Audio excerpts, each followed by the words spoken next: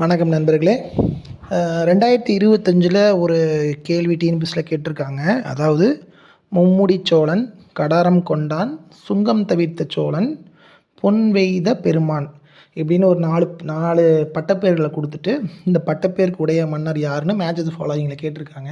அதை பற்றிய விவரங்கள் தான் இன்றைக்கி நம்ம பார்க்கலாம். இந்த 4ல் நம்ம ஃபஸ்ட்டு பொன் வெய்த பெருமான் அப்படிங்கிறவர் யாருடைய பட்டப்பேர்னு பார்க்கலாம். அது முதலாம் பராந்தகனுடைய பட்டப்பேர். சரிங்களா? இந்த 4ல் இவர் தான் காலவரிசையில் முதன்மையாக இருக்கார். முதல்ல பிற்கால சோழ வம்சம், அதாவது சோழ வம்சம் சொல்கிறது மட்டும் இல்லை, சோழ பேரரசுன்னு அதை சொல்லலாம். சரிங்களா? அந்த சோழ பேரரசை முதல் மன்னராக இருந்தவர் விஜயாலய சோழன். அவர் தான் முதல் மன்னராக அப்படின்னு கேட்காதீங்க. அவருக்கு முன்னாடியெல்லாம் அப்பா இருந்திருக்காரு. இருந்தாலும் லைம் லைட்டுக்கு வந்த முதல் மன்னர் விஜயாலய சோழன் தான். சரிங்களா? பிற்கால சோழ வம்சத்தை உருவாக்கியவர்னு கேள்வி கேட்டால் நீங்கள் விஜயாலயன்னு சொல்லுங்கள். சரிங்களா? இவர் பற்றிய குறிப்புகள் பார்த்திங்கன்னா, ஒட்டக்கூத்தர் எழுதின சோழ உலா பாடல்களில் இவரை பற்றிய குறிப்புகள் இருக்குது. அதில் இவர் 100 புண்களை வாங்கியவர். போரில் 100 புண்கள் வாங்கினாராம். அவ்வளோ அழகுடையவராக இருக்காருன்னு சித்தரிக்கிறாங்க. இந்த விஜயாலயனுடைய பையன்தான் ஆதித்ய சோழன். சரிங்களா? ஆதித்ய கரிகாலன் கிடையாது, ஆதித்ய சோழன். நீங்கள் இந்த ஆதித்ய சோழன் தான் பல்லவ வம்சத்தையே முடிச்சு வச்சவர். சரிங்களா? இவர் தான் பல்லவ வம்சத்துடைய கடைசி மன்னன், அபராஜித்தன் அப்படின்னு சொல்லுவாங்க. அந்த கடைசி மன்னரை கொன்றவர், போர் மூலியம் கொன்றவர் இந்த ஆதித்ய சோழன். சரிங்களா? இந்த ஆதித்ய சோழன் தான் பிற்கால சோழ பேரரசை உண்மையாக உருவாக்குனவர்னே சொல்லுவாங்க. அவருடைய பையன் பேர் தான் முதலாம் பராந்தகன். சரிங்களா? இந்த முதலாம் பராந்தகனுக்கு தான் பொன் வெய்த பெருமான்னு பேர். ஏன் அந்த பேர் அப்படின்னா, இவர் கொங்கு நாட்டில் கிடைத்த அந்த நாட்டின் மேல் படையெடுத்து அந்த நாட்டில் கிடைத்த செல்வங்களை வைத்து சிதம்பரத்தில் கோயிலுக்கு பொன்னாலேயே, அதாவது தங்கத்தாலேயே கூரை செய்தார் அப்படின்னு பொருள் பெறதுக்கு தான் இந்த பேர். சரிங்களா? தங்கத்திலே கூரை செஞ்சாராம் சிதம்பரம் கோயிலுக்கு. அதனால தான் பொன் வெய்த பெருமான்னு இவருக்கு பேர். சரிங்களா? இந்த மன்னர் தான் ரொம்ப வருஷம் இந்த சோழ பேரரசு ஆண்ட மன்னரில் இவரும் ஒருத்தர். சரிங்களா? இவருடைய காலத்தில் நடந்த மிகப்பெரிய ஒரு போர் தான் தக்கோலம் போர். இந்த தக்கோலம் போரில் தான் சோழ பேரரசு கிட்டத்தட்ட அழிய நிலைக்கு போயிட்டாங்க. அதில் இவருடைய பையன்தான் ராஜாதித்யன் என்கிறவர். அவர் தான் 3ஆம் கிருஷ்ணன்கிற ராஷ்டிரகூட மன்னர்கிட்ட போர் செஞ்சு அந்த போரில் அவர் கொல்லப்படுறாரு. இந்த 3ஆம் கிருஷ்ணன் தான் ராஷ்டிரகூட மன்னரில் கடைசி மிகப்பெரிய மன்னர். அவருக்கும் சோழ வம்சத்துக்கும் நடந்த இந்த போர் பேர் தக்கோலம் போர்னு சொல்லுவாங்க. அந்த போர் தான் சோழ பேரரசில் மிகப்பெரிய அழிவு தந்த போர். அதற்கப்புறம் என்ன நடந்திருக்குன்னா, கிட்டத்தட்ட 50 வருடங்கள் சோழ பேரரசு மிகவும் கஷ்டமான சூழ்நிலை தான் இருந்திருக்கு. முதலாம் பராந்தகனுக்கு அப்புறம் அவருடைய 3 பசங்க கண்டாதித்யன் அப்படிங்கிற மாதிரி லைனாக கடைசியில் சுந்தர சோழன் அதுக்கப்புறம் உத்தம சோழன் இந்த கதையில் தனி கதை. இப்போ நம்ம ரெண்டாவதா மும்முடி சோழனுங்கிற பட்டப்பேர் யாரோடதுங்கிறது நம்ம பார்க்கணும். சரிங்களா?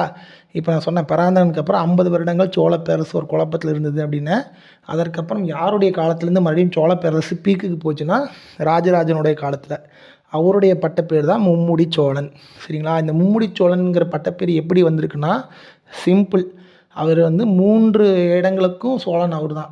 அதாவது சோழ நாட்டுக்கும் அவர் தான் சோழன், பாண்டி நாட்டுக்கும் அவர் தான் மன்னர், சேர நாட்டுக்கும் அவர் தான் மன்னர். சரிங்களா?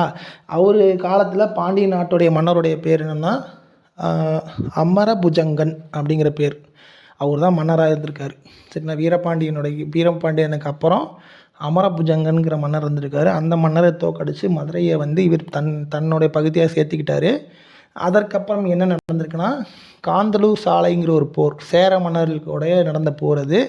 அந்த போர்லேயும் ஜெயிச்சிட்டாரு. அவர் அப்பா சேர மன்னராக இருந்தவர் பாஸ்கர ரவிவர்மாங்கிற சேர மன்னர். சரிங்களா? இவரையும் ஜெயிச்சு 3 பகுதியும் இவர் ஆட்சி செய்ய ஆரம்பிச்சிட்டார். அதனால தான் இவருக்கு மும்முடி சோழன்கிற பேர். சரி, 3வது கடாரம் கொண்டான். இந்த கடாரம் கொண்டான்ங்கிறது யாருடைய பேர்னா, ராஜேந்திரனுடைய பேர். அதற்கு ஏன் அவருக்கு அந்த பேர் வந்துச்சுன்னா, ராஜேந்திரன் என்ன பண்ணியிருக்காருன்னா, சோழர்களுடைய மிகப்பெரிய ஒரு அட்வான்டேஜ் அப்படிங்கிறது வணிகம்தான். சரிங்களா? வணிகம் எப்படிப்பட்ட வணிகத்தை அவங்க கண்ட்ரோல் பண்ணி வச்சுருந்தாங்கன்னா, சிம்பிள். பிரிட்டிஷ்காரங்க என்ன மெத்தடை பின்னாடி ஃபாலோ பண்ணாங்களோ அதுக்கெல்லாம் விதையே பார்த்திங்கன்னா சோழர்கள் தான். சரிங்களா? நீங்கள் நம்ப மாட்டீங்க, சோழர்கள் பீக்கில் இருந்த காலத்தில் உலகத்திலேயே மிகப்பெரிய கடற்படை கொண்ட மன்னர்னால் அவங்க தான். அது எந்த கருத்துமே கிடையாது. ஐரோப்பியர்கள் கூட கிடையாது.